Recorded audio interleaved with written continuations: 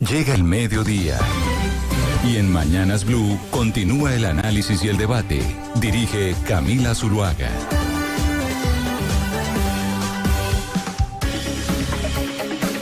Son las 12 del día, 17 minutos ya. Y seguimos conectados con ustedes aquí en Mañanas Blue, en la edición central. Le damos la bienvenida a nuestros oyentes en Medellín, en Cali, en Bucaramanga, en Barranquilla, que se conectan con nosotros después de sus noticieros locales. Y precisamente hablando de regiones, el presidente Gustavo Petro se trasladará a La Guajira con su gabinete a ese departamento por cuenta de la situación económica y social que vive esa región en el país, y por esa razón decidió decretar la emergencia económica. Pero una de las cosas que suceden en La Guajira, Oscar, tiene que ver con los proyectos eólicos. Hay 16 proyectos eólicos que se planean y que son claves en La Guajira para la transición energética. Sin embargo, están teniendo esos grandes proyectos de nuevos tipos de energía problemas precisamente con la comunidad guayú. Y eso hace, según muchos, que esa transición energética tan necesaria para poder luchar contra el cambio climático y que además abraza el gobierno del presidente Gustavo Petro esté en riesgo. Mire, Camila, que esa ha sido una de las grandes apuestas que han tenido los gobiernos, digamos. Comenzó con Duque el tema de la transición energética, y el presidente Petro ha hecho ahí una gran apuesta en este tema. Pero en el caso particular de La Guajira, Camila, hemos visto cómo esta gran apuesta, que viene acompañada de grandes inversiones, ha tenido tropiezos, ha tenido problemas severos, porque haya habido una especie de confrontación con las comunidades indígenas, con las comunidades guayú, que son las que están allí en la península de La Guajira.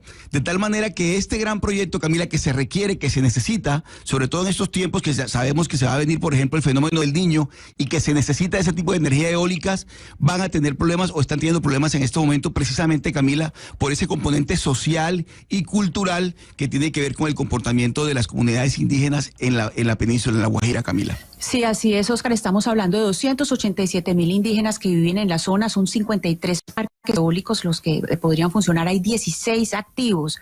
Hay que recordar que el primero que se construyó fue Jepirachi, que lo construyó, fue un proyecto construido por empresas públicas. Hay otro que es el Parque Eólico Guajira 1, que ese fue construido por Isagen, que es operado por empresas públicas. Y estamos hablando de un lugar, claro, no solamente que hay una cultura indígena, que son los guayú, y que tienen una lengua distinta. Ellos hablan guayunaki, tienen también unas costumbres distintas, y no es solamente esa diferencia, sino que también estamos hablando de un lugar donde hay un 67.4% de índice de pobreza. Entonces también hay una tensión muy fuerte que está no solamente por la cultura, sino por las condiciones de precariedad en que viven ellos, sin entrar a hablar de la tragedia que es de más de 20 niños que han muerto este año por desnutrición. Pero sobre eso que están hablando ustedes y sobre los proyectos eólicos y la transición energética de la que nos habla el presidente Gustavo Petro desde la campaña, de la importancia para poder luchar contra el calentamiento global, ¿por qué razón, Mariana, en Colombia, en nuestro país, es tan importante esa propuesta que hace el presidente de lograr una transición energética? Sí, Camila, yo creo que si vamos a entrar en esta discusión, lo primero que tenemos que decir es que la energía es la base del desarrollo. Sin energía no nos podemos desarrollar. Sin energía no vamos a tener luz en las casas, no vamos a tener teléfonos, computadores, no vamos a tener transporte, no vamos a tener nada. Colombia, bien es cierto, hoy en día no es un gran emisor de gases de efecto invernadero, porque la mayoría de nuestro sector que produce electricidad depende de las hidroeléctricas. Eso no significa que nosotros no tengamos que llevar a cabo o meternos en el cuento de la transición energética. ¿Por qué?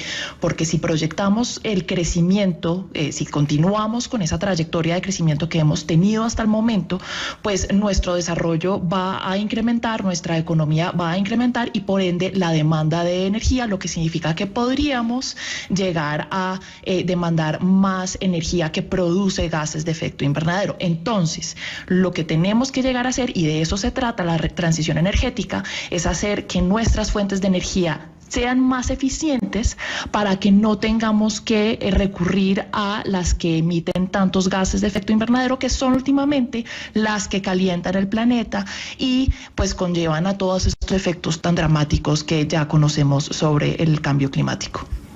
Y digamos que una de las regiones o la región en Colombia que puede ser protagonista de esta transición energética es el departamento de La Guajira.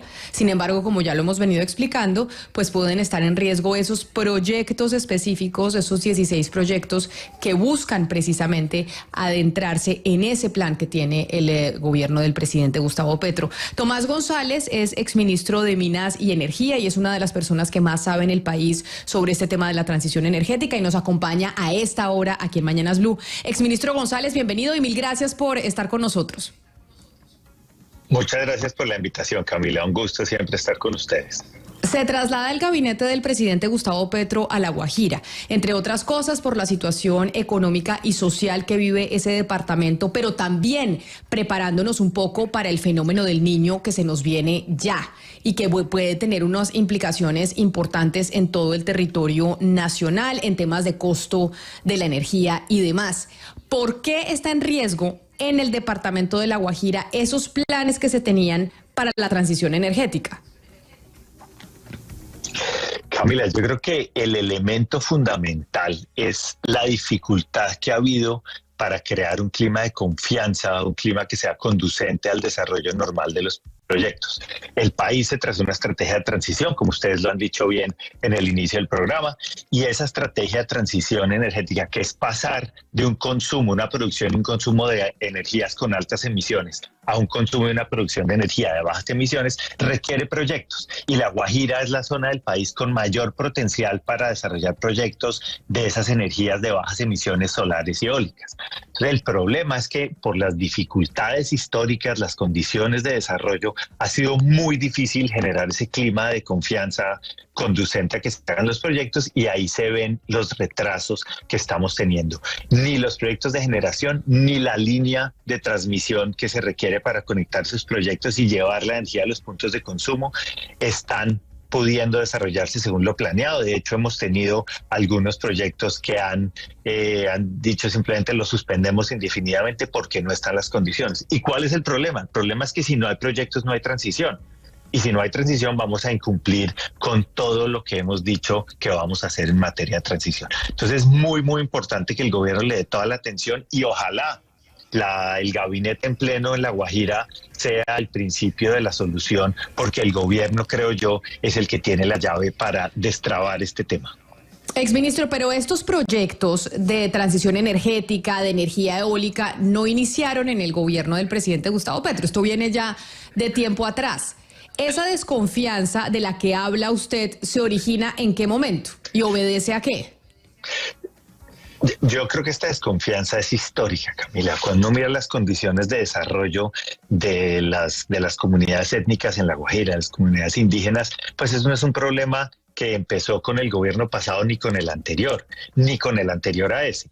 Históricamente son poblaciones de bajos niveles de desarrollo, donde hay una prevalencia alta de la pobreza, donde hay dificultades, donde hay desnutrición, donde hay además unas condiciones culturales muy diferentes a las de otros grupos. Y cuando se llega a desarrollar unos proyectos con unas inversiones tan grandes y tan críticas para el país, pues cuando no están las condiciones de desarrollo, pues es lógico que las comunidades tengan unas aspiraciones a poder superar algunas de esas condiciones históricas.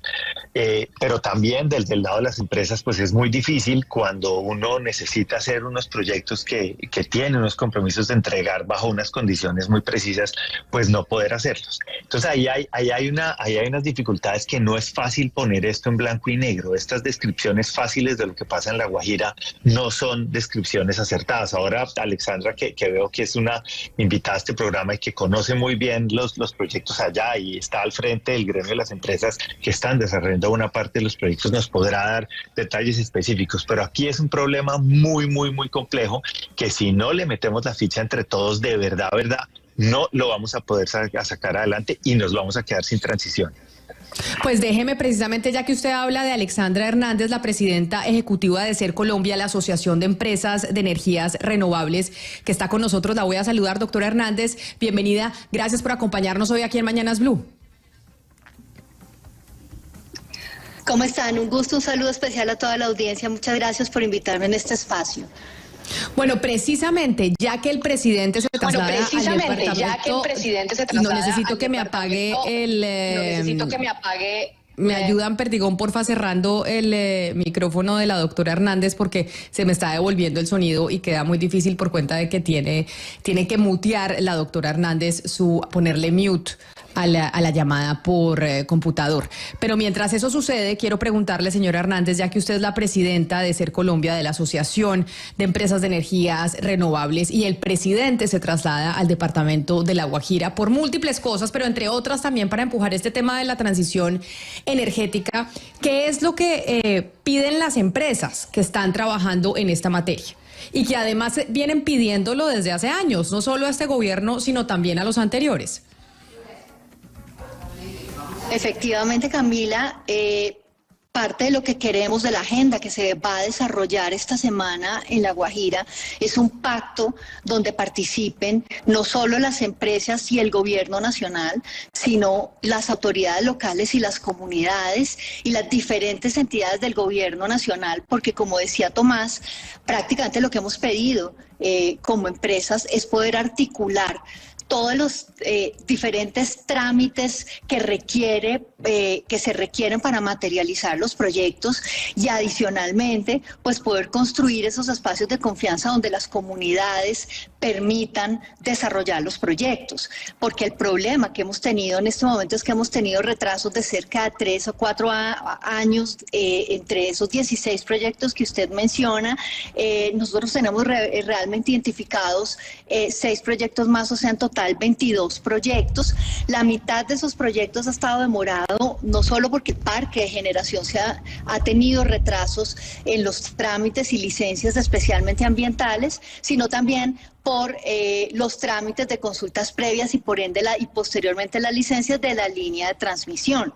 Entonces a eso se le suma en el otro lado bloqueos y archivos de licencias ambientales. Eso pues genera toda suerte de retrasos desde el punto de vista de las consultas previas con las comunidades, de bloqueos por otro lado a las operaciones y por el otro lado pues también licencias ambientales que se han archivado. Entonces eso ha generado que pasados 3 años esos proyectos pues ninguno haya podido avanzar, y como van las cosas pues antes del 2025 tampoco se van a entrar en marcha. Luego pues desafortunadamente para el país esta apuesta que se tenía para estos años pues ya no se va a dar, y esperemos que se pueda materializar a partir del año 2025 si logramos esa articulación que mencionaba Tomás ahora, que es necesaria con todas las entidades para que los proyectos se materialicen, las licencias ambientales, las consultas con las comunidades. Pero entonces, perdóneme, le pregunto, porque si bien usted habla de 3 años, a mí sí me interesa saber cuál es su opinión sobre lo que ha logrado o no hacer este gobierno en cuanto al destrabe de pues esas tensiones o esas negociaciones o como quiera que se le llamen a lo que está pasando entre las comunidades de La Guajira y las empresas que quieren construir estos proyectos. Hábleme usted, ¿cómo piensa usted que han cambiado las cosas desde este gobierno? ¿Han cambiado para bien o para mal? ¿Se han se han vuelto más lentas las negociaciones con estas comunidades, o cómo ha sido el cambio? Es decir, explíquenos un poco, porque si bien esto es un problema histórico, pues en este momento lo que sabemos es que es imposible desarrollar un proyecto allá arriba. Con relación al cambio de este gobierno, pues en términos de mensaje ha habido una continuidad en la importancia que tiene el país para los diferentes gobiernos, el tener una matriz energética donde las energías renovables, energías más limpias y competitivas como estas puedan entrar. Entonces ahí no ha habido cambio. Tampoco en el sentido de que se han podido desarrollar los proyectos, porque a la hora pues de la verdad seguimos con las operaciones retrasadas, entonces ahí tampoco. Sí, pues ha habido en los últimos meses unas licencias ambientales pues que se han archivado. Ahí estamos en trabajo con la Agencia Nacional de la Autoridad Nacional de Licencias, trabajando en este gobierno, generando esos espacios de articulación para que estos imprevistos que han sucedido en los últimos meses pues puedan salir adelante y esas licencias que se han archivado puedan iniciar un trámite de una manera pues más expedita. Y eso es parte de lo que queremos articular con todo el gobierno nacional y que se ha sucedido en estos últimos meses. Pero Alexandra, entonces déjeme voltearle un poco la pregunta. Considerando desde dónde viene el gobierno actual, sus inclinaciones políticas, lo que es este movimiento político, ¿usted cree que esta era una oportunidad única para destrabar esas negociaciones?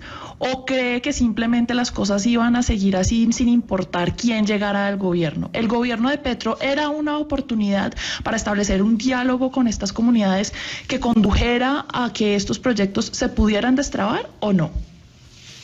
Sin duda alguna, nosotros seguimos con la esperanza, porque al final pues creo que no podemos hablar en pasado, ahí ya realmente nosotros seguimos con una apuesta y con la esperanza de que esas energías entren porque el país lo necesita.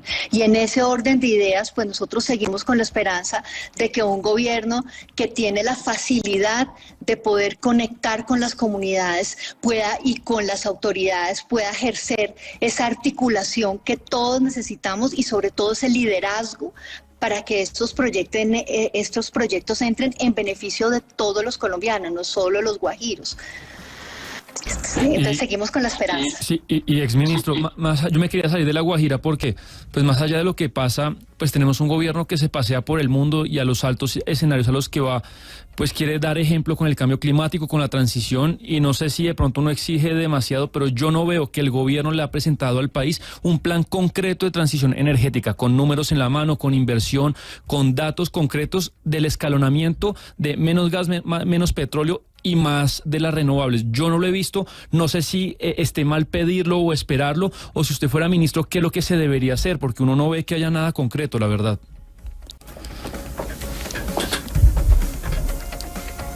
Sí, exministro González. ¿Nos oye? ¿Exministro? Es que creo que tiene que, como decía Camila... Llevamos 3 años desde que empezó esto, todavía no aprendemos con el micrófono. No, le decía que usted tiene toda la razón, y necesitamos todavía ese plan concreto e integral, que tenga los detalles y que nos diga lo bueno y lo malo, que nos diga cuáles son los beneficios, que nos diga cuáles son los costos y que nos diga cómo se van a repartir. Inicialmente iba a presentarse ese plan en mayo, fue lo que se anunció inicialmente, que la hoja de ruta iba a estar en mayo. En mayo nos dijeron que no iba a estar en mayo, que se van a presentar los escenarios ahora en junio y que el plan final va a estar listo en febrero del próximo año. Pero fíjense, desde el punto de vista de la política en este momento, la dificultad que está teniendo ese gobierno, porque este gobierno, creo que como pocos gobiernos, tiene la legitimidad social y tiene el conocimiento y la cercanía con los grupos, los diferentes grupos vulnerables que están en las regiones, con los grupos étnicos, para hacer y facilitar este diálogo. Entonces el gobierno tiene toda esa legitimidad, y yo estoy de acuerdo con Alexandra en que el tiempo es presente. Esto no era una esperanza, sino es una esperanza. Pero ¿cuál es el punto central aquí? Que por un lado el gobierno dice, quiere los proyectos, quiero acelerar la transición. Por un lado dice, y por el otro lado dice, y yo quiero unas comunidades fuertes, quiero una participación vinculante. El problema es que se le olvida que la participación tiene que ser también oportuna, porque si los proyectos no están a tiempo, nos vamos a enredar como lo hemos estado viendo acá.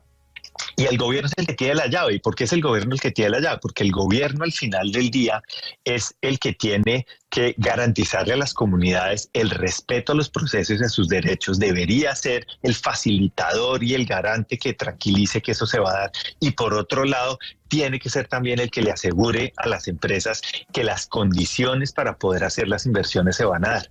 Y eso no se puede hacer a distancia o con dedicación parcial. Este es un trabajo de tiempo completo, y por eso es que tener el gabinete allá y tener al gobierno allá en pleno es una gran oportunidad para poder avanzar en ambas cosas. Los proyectos, se tiene que haber una participación fuerte, efectiva de las comunidades, pero los proyectos se tienen que poder hacer a tiempo. Si no logra el gobierno romper esa tensión que hay en este momento entre estos dos objetivos, el gobierno mismo va a tener que incumplir una de sus premisas fundamentales. Entonces lo que tenemos que hacer es tener los ojos muy bien abiertos y celebrar que le metan la ficha a esto con mucho detalle, con mucha acuciosidad, y que realmente lo destraben. Pero, Sebastián, sobre lo que usted acaba de decir de lo que ha hecho el presidente Gustavo Petro, que es cierto, acabamos de verlo en Alemania, haciendo de hecho un acuerdo importante con ese país sobre el tema del hidrógeno verde, hablando de la transición energética, del cambio climático, también lo vimos en Francia, hablando de esos mismos temas. En Colombia, en el Ministerio de Minas, quien había estructurado ese plan, había alguien que había estructurado ese plan que usted pide, que usted dice, yo no he visto al gobierno poner sobre la mesa cuál va a ser el plan que vamos a utilizar para hacer la transición energética. Si había una persona que estaba a cargo de eso. Es que lo que acaba de decir el exministro González, pues me calza un poco con la información que tengo de ese plan, porque no se ha presentado, se había anunciado con bombos y platillos, como dice el exministro en mayo. Yo lo que tengo entendido, y esto me lo confirmó gente de adentro del Ministerio de Minas, es que al frente de la hoja de ruta de transición, así se llama, estaba Alexander Gómez, profesor de la Universidad Nacional, y él hace 2-3 meses abandonó esa tarea de liderar la hoja de ruta de transición, sigue en su trabajo académico. No sé si el exministro González tenga referencia académica de este profesor Alexander Gómez, pero se fue y ya no está al frente de eso. No sé si eso tenga que ver con la demora y con que ahora se va a presentar en un año más, pero un poco es eso, Camila. No sabemos la hoja de ruta, pues en qué está y quién. Pero ¿sabemos quién lo reemplazó? ¿Sabemos quién reemplazó al profesor González? No sé quién es. Sé que él se fue hace 2-3 meses y que no había como mucha sintonía, según lo que me contaron, con la Ministerio de Vélez. Y yo creo que se debió ir por eso y eso debió retrasar pues la presentación de la hoja de ruta.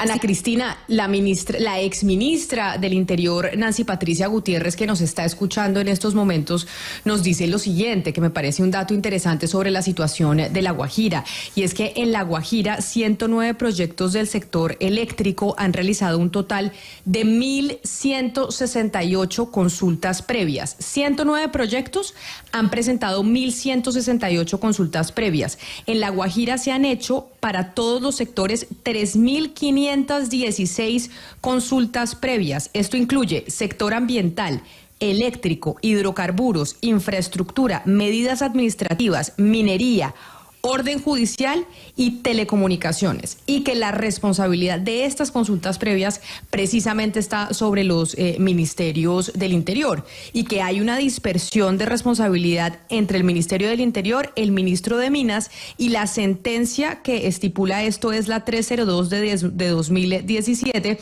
que declara el estado de cosas de inconstitucionalidad. Eso a la doctora Nancy Patricia Gutiérrez, un saludo y gracias por las cifras que nos está dando sobre este tema de La Guajira y la transición energética. 3.516 consultas en total, consultas previas, pero solo frente al sector eléctrico se han realizado, Ana Cristina, de 109 proyectos, 1.168 consultas previas. Sí, Camila, por eso es tan importante los invitados que tenemos ahora, que están hablando con nosotros, que nos han dicho cosas tan importantes como lo que dice el exministro González, lo poderoso que es el mensaje que vaya todo el gabinete, y la señora Hernández, que ha trabajado tanto tiempo con estos proyectos, y precisamente a ella le quiero preguntar sobre los aprendizajes o las lecciones. Si usted en este momento se pudiera sentar y decir, bueno, en esto hemos fallado, y sobre todo en lo que tiene que ver con la relación con las comunidades, ¿qué es lo que no se debe hacer, en qué nos hemos equivocado y qué ha sido acertado? Bueno, en temas de lecciones aprendidas, sin duda alguna, tenemos como empresarios mucho que aprender en dos sentidos, desde la forma de relacionarnos con las comunidades y en segundo lugar, pues también en los mismos temas de trámites de las mismas licencias ambientales. Yo creo que ahí tenemos mucho por aprender, sin duda alguna como empresas, pero también como país. Les digo cuál es el tema, porque yo insisto tanto en las licencias ambientales y el cruce entre la licencia y la consulta, y es porque parte de lo que está ralentizando los proyectos es que se desarrollan estas 1.000 y pico de consultas previas. Durante el trámite, ese trámite es previo, es por orden de la Constitución, es un proceso que lidera el Ministerio del Interior y es previo al inicio de la licencia ambiental. Pero una vez se surte el proceso de consulta previa, se inicia el proceso de licenciamiento ambiental. Durante el proceso de licenciamiento ambiental se amplía o se llega a determinar, o hemos tenido diferencias en el área de influencia del proyecto, donde al final la autoridad termina definiendo que son más las las comunidades a las que deben consultarse. Entonces, nuevamente, se tiene que hacer un proceso de consulta con comunidades adicionales. Entonces, se vuelve un problema de nunca acabar, con el agravante de que en La Guajira el problema que subyace dentro de su idiosincrasia es la representación. O sea, no hay un grupo representativo único a quien consultar. Entonces se vuelve un tema de nunca acabar, porque siempre toca consultar y más, y cuando ya crees que tienes las consultas para iniciar tu trámite, te toca volver a consultar a otras 30 empresas, a otras 30 comunidades más. Entonces, son temas que tenemos como país que mejorar esa uniformidad de quiénes, a quiénes se debe consultar. No es solo el tema del proceso, porque los pasos están claros. El problema es a quién se le consulta, desde cuándo se define quiénes son. Porque si no, no vamos a salir de este tema, esta traba. Pero a propósito de lo que estaba planteando la doctora Hernández, exministro Tomás González, usted que estuvo ahí en el Ministerio de Minas y conoce muy bien cómo es todo este tema del comportamiento cultural, aquí hay un componente cultural muy importante en La Guajira, y ese componente cultural es valiosísimo a la hora de las consultas previas, por ejemplo, porque termina representando lo que es la cosmogonía de toda la cultura guayú. Por ejemplo, el tema de los vientos. Entonces, para ellos, el tema de las columnas con las aspas pueden interferir, el traslado de los espíritus. Hay una cantidad de componentes muy valiosos en estos casos, exministro Tomás González, pero además le agrego algo, y es la visión centralista del tema. Es decir, todo diseñado desde Bogotá. Se puede ir, y es bueno que vaya el gabinete en pleno con el presidente Petro a La Guajira, pero si sigue siendo la visión bogotana, la visión centralista de cómo nosotros le vamos a solucionar el problema a estos pobres guajiros,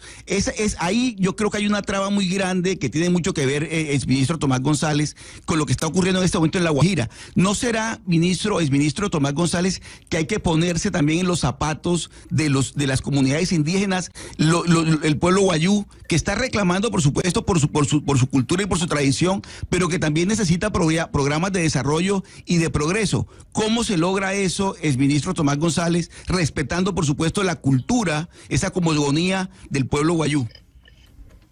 Mire, yo creo que usted tiene mucha razón en lo que dice. Aquí no se trata de atropellar a las comunidades, ni mucho menos. Pero lo cierto es que todos esos procesos, para hacerlos como usted los ha escrito, toman tiempo y nos dejamos coger de la noche. Y ya estamos encima porque necesitamos que los proyectos salgan y salgan pronto, y tenemos un problema muy serio entre manos. Entonces, lo que tenemos que hacer ahora es, con toda la gente que conoce bien la región, con todos los que entienden bien esa riqueza, esas particularidades culturales, tenemos que resolver esto como país y encontrar una salida de corto plazo. Tenemos que encontrar una salida que pueda atender esas aspiraciones de una manera razonable, pero que no pare los proyectos. Eso es muy importante, porque aquí tenemos una tensión casi que entre el interés general y el interés particular. Claro, el interés particular aquí representado por unos grupos que tienen unas protecciones especiales, pero necesitamos resolver eso de alguna manera. Y como nos cogió ventaja el tema, si no logramos eso, vamos a tener que entrar en una situación muy complicada, que es hacer los proyectos mucho más a la fuerza o simplemente desistir de hacerlos. Yo me rehúso a creer que no seamos capaces de encontrar una salida razonable a esto, y por eso le digo, si el gobierno en pleno, no, con todo este halo de participación y de cercanía a las comunidades que tiene, no es capaz de encontrar una solución en las presiones de tiempo que tenemos, no veo cómo podamos encontrar una solución en el corto plazo. Claro, exministro, y está muy bien que en este momento nos enfoquemos en los proyectos de La Guajira, pues porque el presidente está allá y porque son muy importantes y por todos los problemas con los cuales se han encontrado. Pero la verdad es que cuando hablamos de la transición energética de todo el país, no podemos hablar solo de la energía que van a producir esos proyectos una vez empiecen a operar. También hay que hablar de otras fuentes de energía. ¿Por qué no nos cuenta usted cuáles son esas otras fuentes de energía que tienen que formar parte del plan de la transición energética, que usted cree deben venir a jugar un papel importante en esa transición energética, y cómo las ve usted paradas para poder nosotros utilizarles en un futuro y efectivamente pues realizar la transición energética? Ese me parece un muy buen punto, Mariana, porque como usted bien lo dice, la transición energética es mucho más que la generación con sol y con viento. A veces pareciera agotarse la discusión sobre transición en ese tema, el tema de generación con viento y sol. Pero la verdad es que es mucho más, porque el país necesita pasar de una matriz de energía, de unos combustibles que atienden su demanda, que son fundamentalmente fósiles. 2/3 partes de los combustibles que consumimos, que atienden nuestra demanda de energía, son fósiles. La electricidad no, porque la electricidad es fundamentalmente agua, o 70% en condiciones normales es agua, pero la electricidad es solo una parte de todos los combustibles que consumimos. Entonces, hacer ese tránsito va a implicar varias cosas. Una, por supuesto, crecer la electricidad y electrificar la economía al máximo posible. Pero dos, va a requerir también de mucho más gas. Y mucho más gas, porque el gas lo que hace es que le permite a uno empezar a reducir las emisiones hoy, ya. El carbón en la industria, el carbón genera mucho más emisiones por unidad de energía que el gas, entonces le permite a uno reducirlas rápidamente, reducir combustibles líquidos en el transporte, mientras maduran las tecnologías que comercialmente no están listas, como el hidrógeno, como las baterías y el almacenamiento a gran escala, como la captura del almacenamiento de carbono. Entonces el gas es ese combustible fundamental para la transición. Y cuando uno mira el caso del gas, lo que se da cuenta es que ha habido una ambivalencia muy grande en los mensajes de la política pública. No ha habido una señal clara de que vamos a seguir explorando, buscando y firmando nuevos contratos.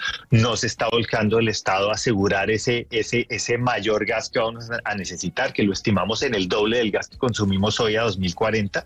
Entonces, las cifras del gobierno nos muestran que perderíamos el abastecimiento, el autoabastecimiento a mitad de esta década, la segunda mitad de esta década. En algún momento lo perderíamos.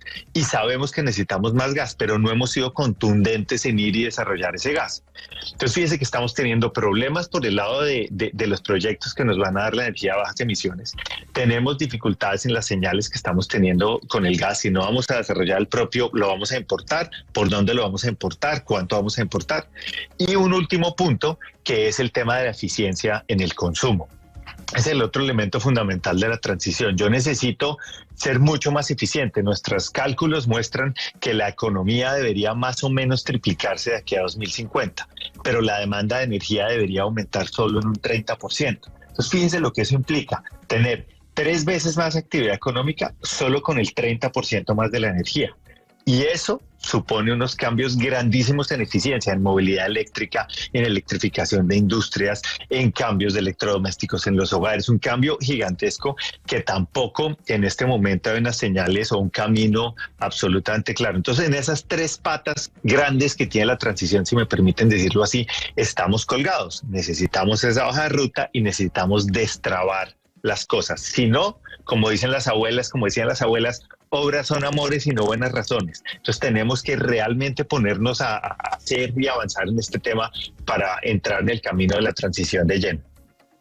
Pero entonces déjeme preguntarle algo del hoy, exministro Tomás González, porque hemos hablado de la transición energética, los proyectos a futuro, los proyectos eólicos, etcétera, etcétera. Pero lo cierto es que el presidente se trasladó hoy con su gabinete pues para poder solucionar eso a futuro, pero también ha dicho que porque quiere que haya algún tipo de reservas de agua, también por cuenta de lo que se viene con el fenómeno del Niño. Y Mariana nos explicaba, empezando esta transmisión, que la energía en Colombia es principalmente hídrica, que proviene de hidroeléctricas, que esto sucedió después del 90, 91, cuando tuvimos el gran apagón en el gobierno de César Gaviria. Venido el fenómeno del Niño, que se nos viene ya, que nos anunciaron, estos planes del presidente Gustavo Petro en La Guajira de almacenar agua para el consumo humano y demás, y el tema de las hidroeléctricas, ¿cuál es el panorama que tenemos sobre el precio de la energía, de lo que vamos a pagar nosotros en el recibo de la luz?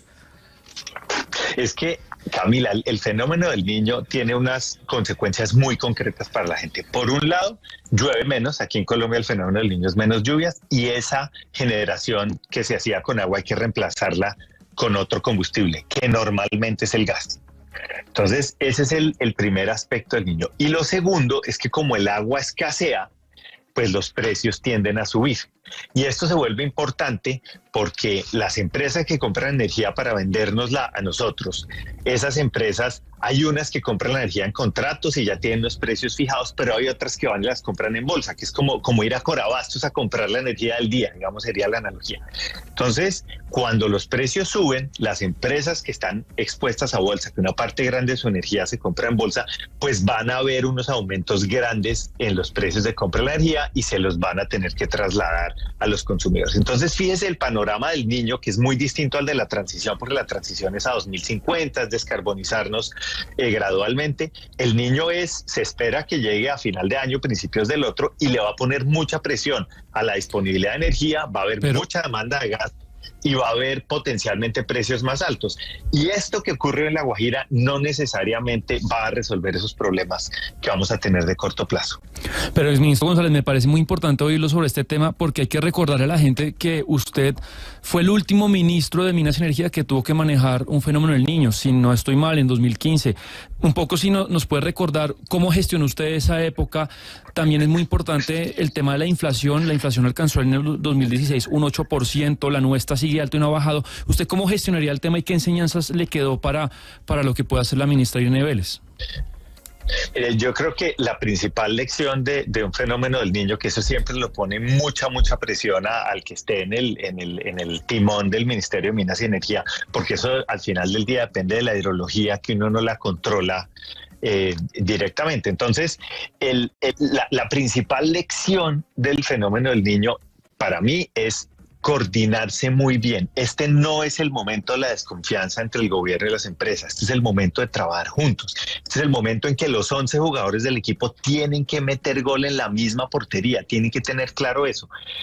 Las dificultades, las tensiones que ha habido, las desconfianzas que puedan persistir se deberían poder tramitar después. Pero hoy hay que coordinarse. ¿Y qué quiere decir coordinarse?